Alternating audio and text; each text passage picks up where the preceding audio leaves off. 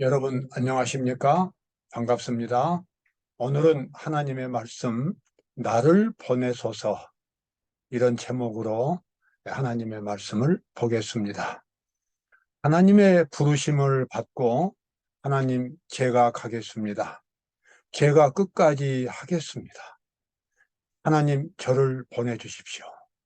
이렇게 대답할 수 있는 그러한 믿음을 가진 사람은 이 세상에서 가장 고귀한 업적을 남기는, 그래서 하늘의 별처럼 영원히 빛날 수 있는 그런 고결하고 아름다운 하늘의 사람이 되겠습니다. 나를 보내소서 내가 여기 있나이다. 이 시대에 주어지는 하나님의 사명을 깨닫고 이 시대에 해야 할 중요한 일을, 하나님의 일에 전적으로 헌신하는 사람은 이 세상에서 가장 고귀한 일을 할 수 있는 사람입니다. 이러한 일을 하는 사람은 어떤 특별한 지식이나 능력이 꼭 있어야만 되는 것은 아닙니다. 마음속에 하나님의 의를 경험한다면, 하나님의 사랑과 능력을 경험으로 알 수 있는 그와 같은 진실한 믿음을 가진 사람이라면, 그래서 하나님 앞에 진심으로 헌신한 사람이라면 지위 고하를 막론하고 이 고귀한 하나님의 일을 할 수가 있습니다. 왜냐하면 하나님의 일은 인간의 지식이나 능력으로 이루어지는 것이 아니라 하나님의 영감으로 이루어지기 때문에 그렇습니다. 오늘 우리는 나를 보내소서라는 이런 이 귀중한 제목으로 우리 하나님의 말씀을 보겠습니다. 누가복음 21장에 주님은 이 세상 마지막 때에 일어날 징조들을 말씀하셨습니다. 1월 성신에는 징조가 있겠고, 1월 성신은 해와 달과 별들입니다. 공중 하늘에 있는 그러한 징조들입니다.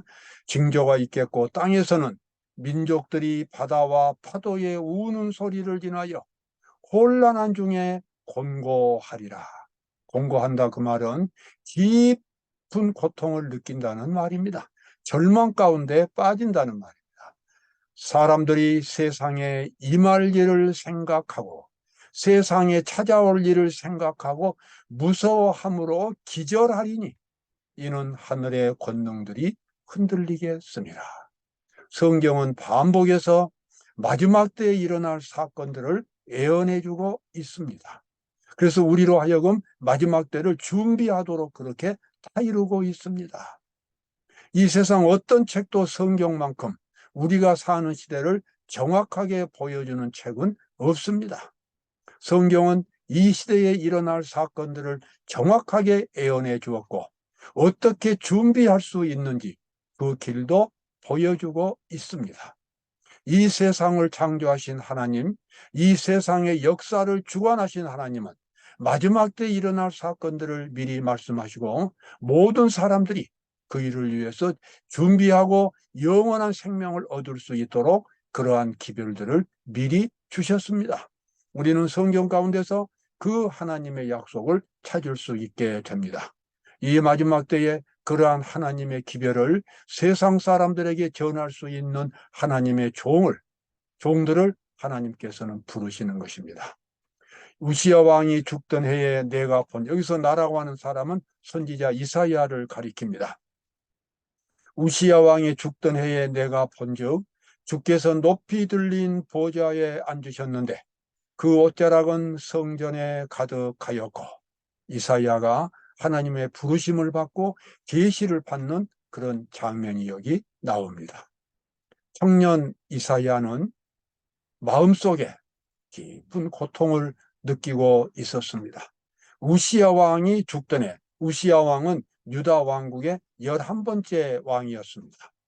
겉으로 보기에는 번영하는 것처럼 보였지만 그러나 실제로 영적으로는 병들어가고 있다는 사실을 이사야는 예리하게 보았습니다.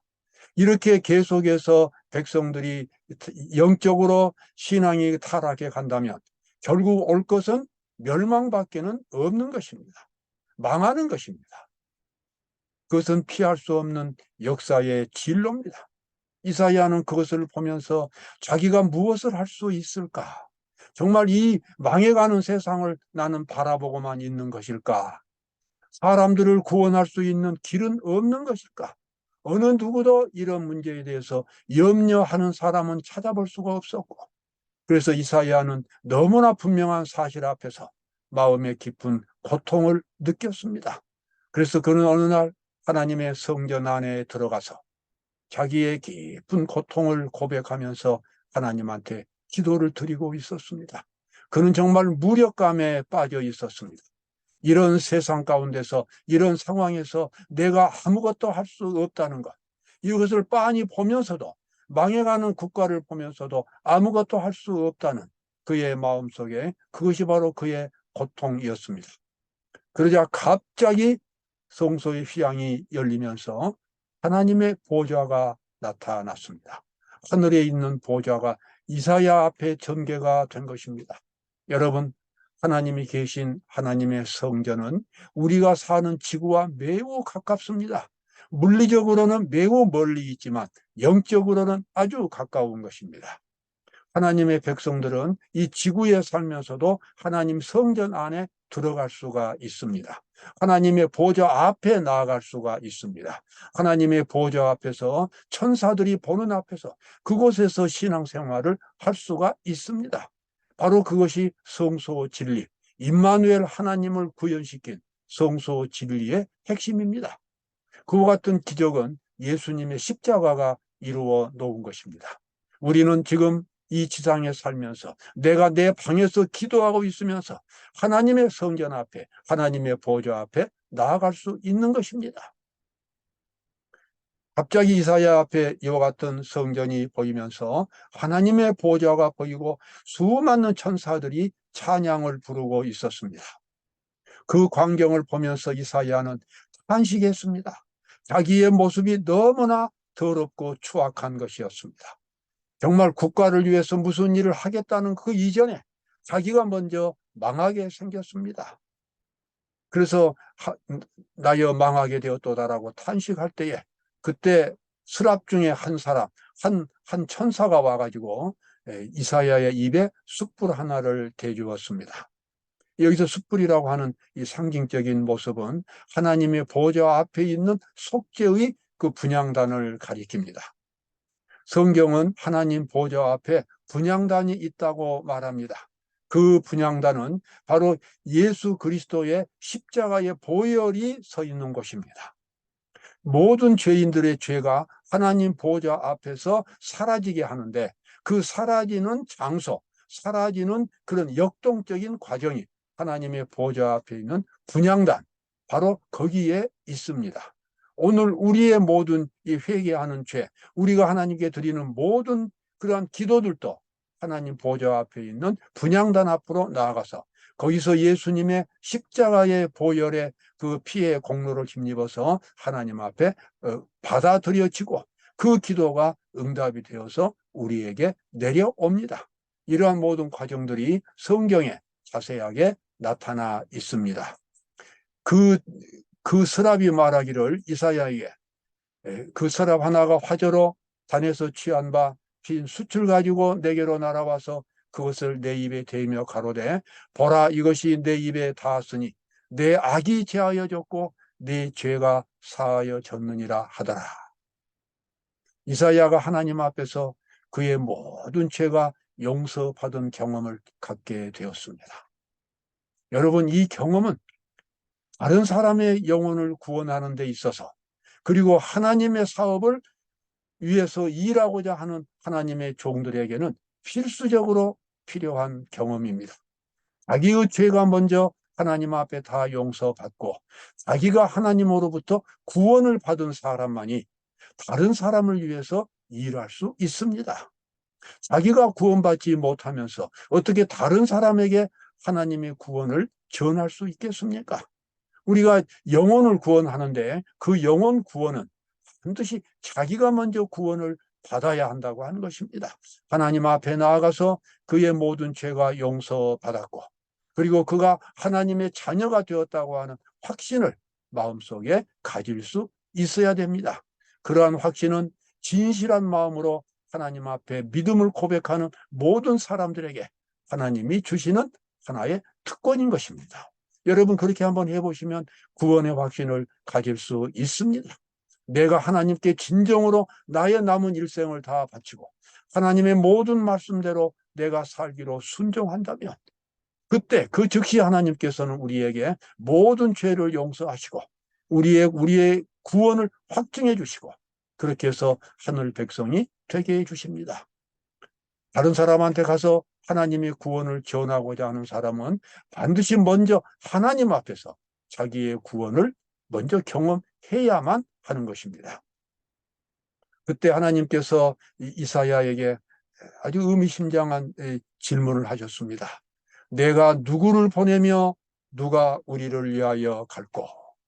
하나님으로부터 구원을 받은 이사야 앞에 하나님께서 이렇게 말씀하신 것은 사실상 이사야를 부르시는 음성이었습니다. 이사야는 그 하나님의 뜻을 깨달았습니다. 그래서 하나님 앞에 담대하게 고백했습니다. 그때 내가 가로되 내가 여기 있나이다. 나를 보내소서. 나를 보내소서. 하나님께서 나를 구원해 주셨으니 내가 이제 일할 수 있게 했습니다. 멸망하는 백성들을 향해서 내가 이제 헌신할 수 있겠습니다. 그들의 생명을 구원할 수 있겠습니다. 하나님 나를 보내주십시오.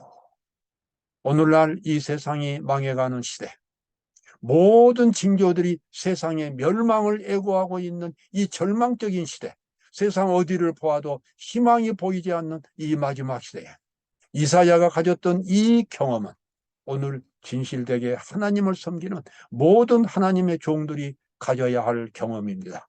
우리는 먼저 하나님 앞에 나가서 우리의 모든 죄가 용서받고 구원을 받았다는 확신을 먼저 가져야 하고 그 다음에는 우리의 사랑하는 가족과 형제와 친척들, 주변에 많은 사람들에게 하나님의 복음을 전하는 그러한 거룩한 사업에 우리가 헌신해야 할 것입니다.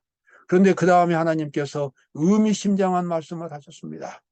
여호와께서 가라사대 가서 이 백성에게 이르기를 너희가 듣기는 들어도 깨닫지 못할 것이요 보기는 보아도 알지 못하리라 하여. 여러분 이 말씀의 의미를 무엇이겠습니까? 이사야는 이 말씀의 의미를 깨달았습니다. 그것은 이사야가 가서 구원하고자 하는 그 백성들의 마음이 그렇게 쉬운 대상이 아니라는 것입니다. 세속적으로 아주 깊이 타락해 있는 사람들입니다. 마치 돌멩이처럼 굳어진 마음들을 갖고 살고 있다는 것입니다. 하나님의 말씀이 들어갈 수 있는 틈이 안 보이는 사람들이라는 것입니다. 지금 곧 국가적인 멸망이 찾아오는데 그 멸망은 아랑곳하지 않고 세상적인 일에만 몰두하고 세상만을 바라보고 그래서 하나님의 기별을 아예 들으려고 하지도 않는 마음이 아주 강팍해진 사람들이 이 세상에 바로 그 이사야 시대의 그 백성들의 모습이라고 하나님께서 말씀하십니다. 하나님께서는 이사야에게 참 어려운 사명을 맡기시는 겁니다. 하나님의 고통이 이사야의 고통이 될 것입니다. 저 죽어가는 사람들을 하나님께서는 구원하시기는 원하시는데 그들의 하나님으로도 어떻게 할 수 없는 강팍해진 마음, 그 사람들에게 하나님께서는 이사야를 보내시는 겁니다. 너희가 듣기는 들어도 깨닫지 못할 것이요 보기는 보아도 알지 못하리라 하여. 여러분 마지막 시대에 세상 사람들의 형편이 어떻습니까? 지금 세상이 멸망해 가고 있는데도 멸망해 가는 세상에 대해서 누구 하나 책임진 사람이 없고 준비하는 사람이 없고 희망의 길을 보여주는 사람이 없습니다. 마지막 시대의 하나님의 종들은 이 답답하고도 절망적인 상황 속에서 하나님의 기별을 전해야 할 것입니다. 여러분 그러나 이사야는 이 하나님의 말씀 속에서 희망을 보았습니다. 그것은 바로 대부분의 사람들이 하나님의 기별을 듣지 않지만 그러나 그 속에는 하나님의 기별을 듣고 구원받을 수 있는 사람이 있다는 것을 이사야는 깨달았습니다. 바로 그것이었습니다.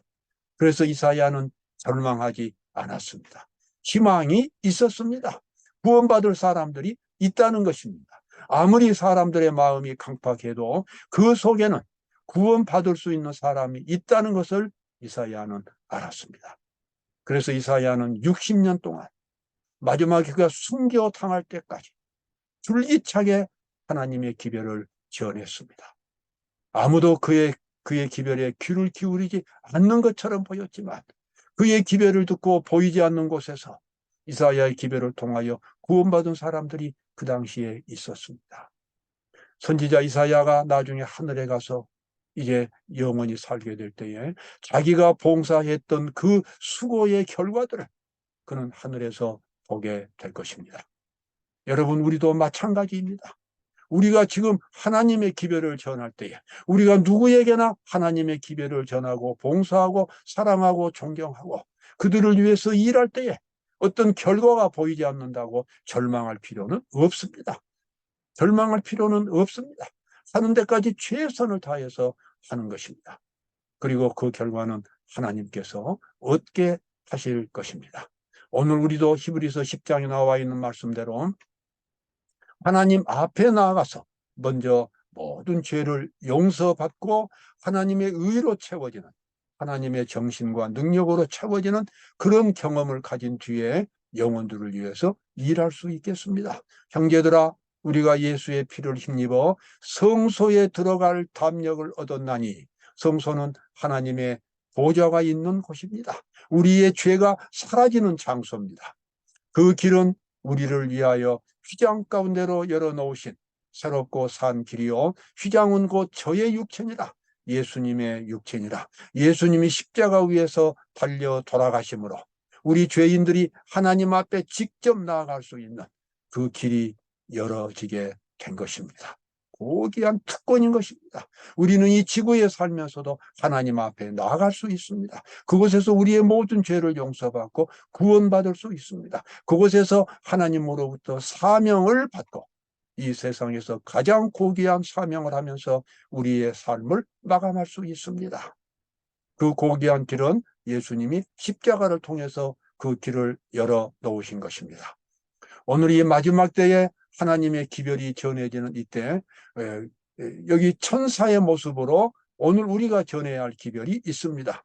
또 보니 다른 천사가 공중에 날아가는데 땅에 거하는 자들 여러 나라와 족속과 방언과 백성에게 전할 영원한 복음을 가졌더라. 여기 나와 있는 천사는 오늘 우리 시대 하나님의 기별을 깨닫고 이 시대에 주어지는 하나님의 기별을 깨닫고 그 기별을 사람들에게 전파할 수 있는 하나님의 종들을 상징적으로 가리키고 있습니다. 하나님께서는 그런 사람들을 지금 부르시는 것입니다. 그가 큰 음성으로 가로되 하나님을 두려워하며 그에게 영광을 돌리라. 이는 그의 심판하실 시간이 이르렀음이니, 심판하실 시간이 이르렀음이니. 여러분, 지금 우리가 살고 있는 이 시대는 하나님의 심판의 시대입니다. 다니엘서에 나와 있는 2300기화가 끝나는 1844년 이후로 하늘에서는 하나님의 심판이 진행되고 있습니다. 하나님의 심판은 하나님의 구속사업의 마지막 단계입니다. 이 심판이 끝나면 모든 사람들의 운명이 결정되고 예수님께서 이 땅에 다시 오실 것입니다. 구원받은 사람들을 하늘로 데려가시기 위해서 다시 오실 것입니다. 주님, 여러분, 주님께서 오시기 전까지 우리가 바로 가장 고귀한 일을 해야 하지 않겠습니까? 그것은 바로 영혼 구원하는 사업입니다. 죽어가는 사람에게 영원한 생명을 얻도록 해주는 것, 그것만큼 고귀한 사업이 없습니다. 여기 나와 있는 말씀대로 이제 하나님께서는 마지막 때에 이러한 하나님의 종들을 통해서 온 세상에, 그리스도의 재림 직전에 온 세상에 새 천사의 기별을 다 증거하는 마지막 사업을 완성하실 일이 여기 예언되어 있습니다. 이후에 다른 천사가 하늘에서 내려오는 것을 보니 큰 권세를 가졌는데, 여기 천사도 역시 하나님의 백성들을 가리킵니다. 그의 영광으로 땅이 환하여 지더라. 힘센 음성으로 외쳐가로되 무너졌도다 무너졌도다 큰 성 바벨론이여. 여러분이 마지막 하나님의 사업에 동참하시기 바랍니다. 정말 꼭 동참하시기 바랍니다. 이 세상 어떤 사업보다도 가장 위대하고 행복한 사업입니다. 이 사업이야말로 하늘의 별처럼 영원히 빛나는 사업입니다.